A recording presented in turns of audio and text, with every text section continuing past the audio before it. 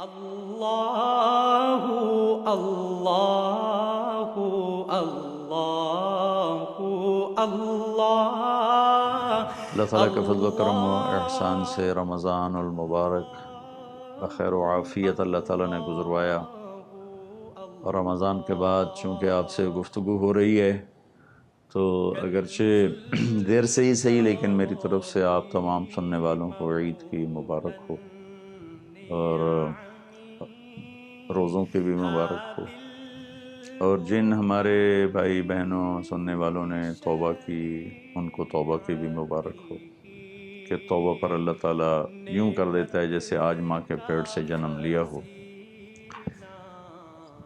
عام طور پر ہم اللہ کی رحمت کے بارے میں بہت تھوڑا جانتے ہیں، بلکہ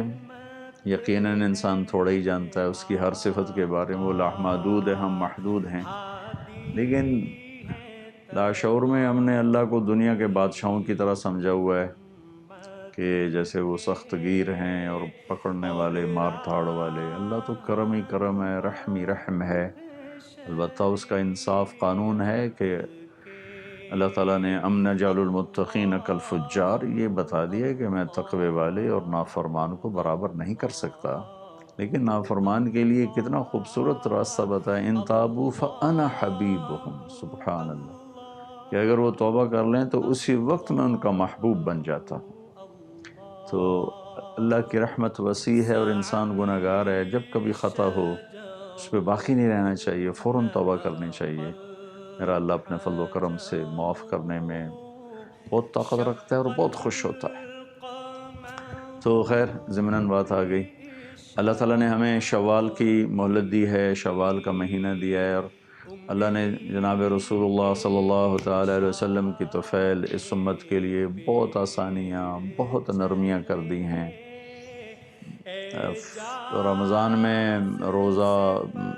تمام فرائض ایک فرض 70 کے برابر ہو جاتا ہے، اور ایک نفل فرض کے برابر ہو جاتا ہے۔ اس طرح اس امت کو اللہ تعالیٰ نے بہت نوازا ہے۔ تو بلکہ جب یہ آیت آئی من جاء بالحسنۃ فلہ عشر امثالہا، جو ایک نیکی کرے گا ہم 10 دیں گے، تو یہ ایک عالمی قانون تھا جو ہر امت کے لیے تھا۔ اس پر ہمارے نبی نے عرض کی، یا اللہ زد امت، یا اللہ میری امت کو کچھ زیادہ ہو جائے، یعنی مطلب یہ تھا کہ یہ تو آدم علیہ السلام سے عیسیٰ علیہ السلام تک قانون چلا آ رہا ہے، تو میری خصوصیت ہے، میری وجہ سے میری امت کی کچھ خصوصی رعایت ہو جائے۔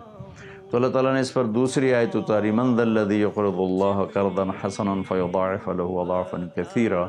مجھے قرضہ کون دیتا ہے میں اسے کئی گنا کر کے واپس کروں۔ اس پر جناب رسول اللہ صلی اللہ علیہ وسلم نے عرض کیا، یا اللہ زد امت، یا اللہ کچھ اور زیادہ فرما۔ اللہ نے تیسری آیت اتاری، مثل الذین ينفقون اموالهم فی سبیل اللہ کمثل حبۃ انبتت 7 سنابل فی کل سنبلۃ 100 حبۃ واللہ یضاعف لمن یشاء واللہ واسع علیم، کہ میرے محبوب چلیں، آپ کی امت میں سے جو میرے نام پر 1 روپیہ خرچ کرے گا، میں اس کے عوض میں 700 گنا اس کو دوں گا، 700 گنا اس کی نیکی لکھی جائے گی، یعنی ایک خرچ 700 کے برابر۔ تو 1 پر 700 تو بہت زیادہ ہے، لیکن میں قربان جاؤں شفقت رسول پر، محبت رسول پر، اپنی امت کے لیے۔ آپ نے پھر کہا اللہم زد امت، اللہ میری امت کو اور زیادہ عطا فرما۔ تو اس پر اللہ تعالیٰ نے پھر یہ آیت اتاری، انما یوفی الصابرون اجرہم بغیر حساب، چلے میرے محبوب آپ سے ضرب تقسیم کیا کرنا، ہم آپ کی امت کے صبر والوں کو بے حساب دیں گے۔ اس بے حساب رحمتوں میں سے ایک رحمت شوال کے 6 روزے ہیں، کہ جناب رسول اللہ صلی اللہ علیہ وسلم نے ارشاد فرمایا، من صام رمضان ثم اتبع 6 من شوال فکأنہ صام السنۃ کلہا، جس شخص نے رمضان کے روزے رکھے اور پھر شوال کے 6 روزے رکھے اس کے پیچھے، اور ثم کا لفظ بتاتا ہے کہ یہ 6 روزے اکٹھے نہیں ہیں، 30 دن میں 6 روزے ہیں۔ بعض دوستوں کو یہ تکلیف محسوس ہوتی ہے 6 اکٹھے رکھنے میں، اور کئیوں کے ذہن میں بھی بعض اوقات یہ ہوتا ہے کہ شاید یہ 6 اکٹھے رکھنے ہیں،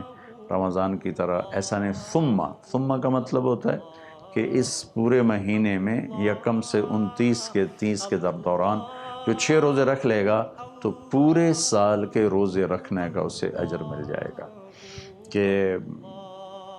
6 روزے اور یہ 36 ہو گئے اور سال کے دن ہیں 360 ہیں،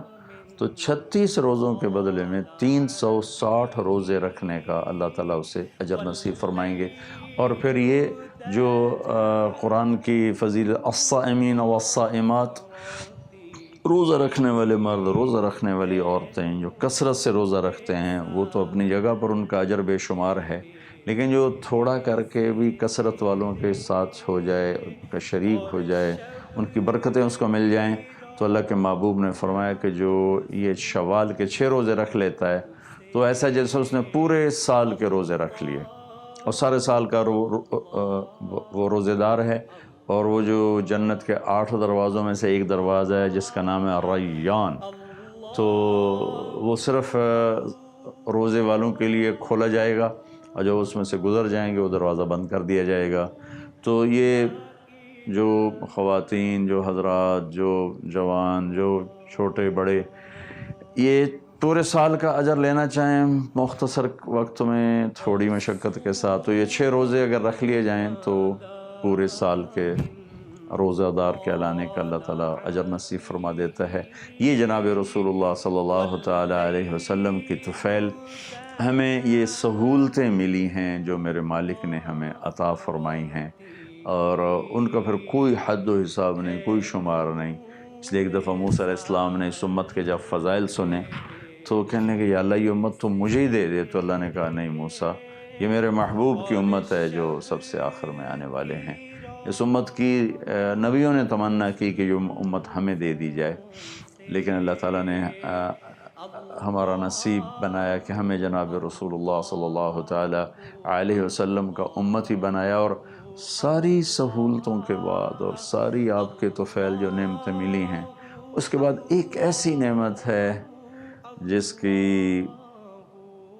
جس کو سوچنا چاہیں تو کوئی کنارہ کوئی نہیں۔ آپ نے فرمایا کہ اللہ نے ہر نبی کو ایک دعا کا حق دیا کہ میرے محبوب، میرے نبی یہ دعا ہے، میں ایک دعا کا آپ کو حق دیتا ہوں، جو مانگیں گے ہم وہ کر دیں گے۔ تو آدم سے لے کر عیسیٰ علیہ السلام تک ہر نبی کو اللہ نے ایک دعا کا اختیار دیا، ہر نبی نے وہ دعا مانگ لی، اللہ نے قبول فرما کے ویسا ہی کر دیا جیسا اس نبی نے چاہا یا رسول نے چاہا۔ جب ہمارے نبی کی باری آئی تو اللہ نے فرمایا میرے محبوب آپ کو بھی ایک دعا کا اختیار ہے، آپ بھی مانگیں۔ تو آپ نے کہا یا اللہ ٹھیک ہے، میں نے اختیار آپ کا قبول کیا، لیکن میں یہ دعا یہاں نہیں مانگوں گا، میں یہ دعا قیامت کے دن اپنی امت کے گناہ گاروں کی بخشش کے لیے مانگوں گا، اور میں اس کو اپنی امت کی شفاعت کے حق میں اس دعا کو استعمال کروں گا۔ یا آپ کی رحمتوں میں سے بہت بڑی رحمت، ہر رحمت بہت بڑی ہے، آپس میں مقابلہ کیا جائے بہت بڑی ہے۔ پھر آپ کی شفاعت کا مل جانا کتنی بڑی رحمت ہے، پھر پل صراط پہ آپ کھڑے ہوں گے امت کو گزارنے کے لیے، کتنی بڑی نعمت ہے۔ حوض کوثر کا آپ کے ہاتھوں پانی مل جانا کتنی بڑی نعمت ہے۔ آپ کے ساتھ جنت میں داخلہ ہونا، آپ نے فرمایا اہل جنت کی 120 صفیں، اس میں سے 80 صفیں میری امت کی ہیں، 40 صفیں باقی امتیوں کی ہیں، اور سب سے پہلے میں جنت میں داخل ہوں گا۔ سارے نبیوں پر جنت حرام ہے جب تک میرا قدم نہ پڑ جائے، اور ساری امتوں پر جنت حرام ہے جب تک میری اوپر نہ چلی جائے۔ اور میں کہا سب سے پہلے جنت میں داخل ہوں گا، بلال میری اونٹنی کی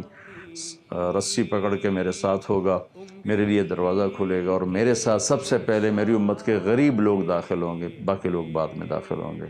سب سے پہلے میری امت اندر جائے گی، اس کے بعد باقی امتیں داخل ہوں گی۔